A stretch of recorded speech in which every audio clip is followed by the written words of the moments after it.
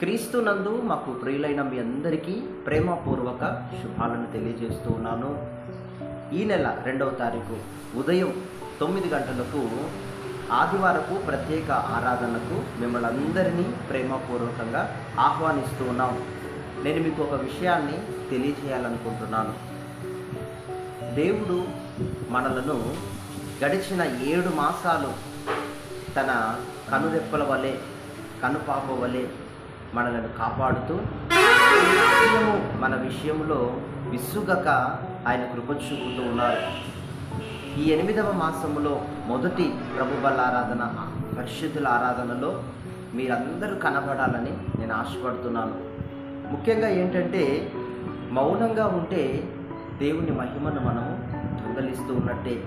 ఈ 7 మాసాలలో ఎన్నో ప్రమాదాల నుండి తప్పించబడ్డాం, ఎన్నో కరువుల నుండి బయటపడ్డాం, ఎన్నో రకములైన అనారోగ్యాలు మన దేహాన్ని ఏమీ చేయలేకపోయాయి.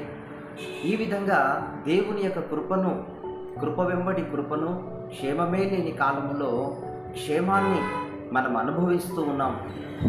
మనలో ఏ మంచి లేకపోయినా దేవుడు మనలను అంత అపురూపముగా తన కన్న బిడ్డలను మనలను ఆయన కాస్తూ ఉన్నారు.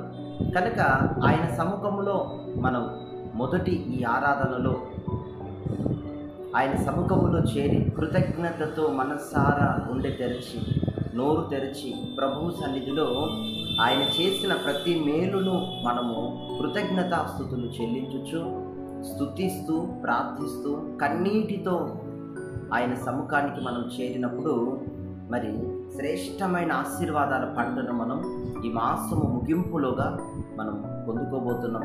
దేవుని యొద్ద నుండి ఎంతగా మనం సిద్ధపడితే అంతగా బలమైన ఆశీర్వాదాలను మనం చూడబోతూ ఉన్నాం. అందుకే ఎవరైనా చూడండి, మనకి ఏదైనా హెల్ప్ చేసినప్పుడు వారికి మనం తిరిగి థ్యాంక్స్ చెప్తాం.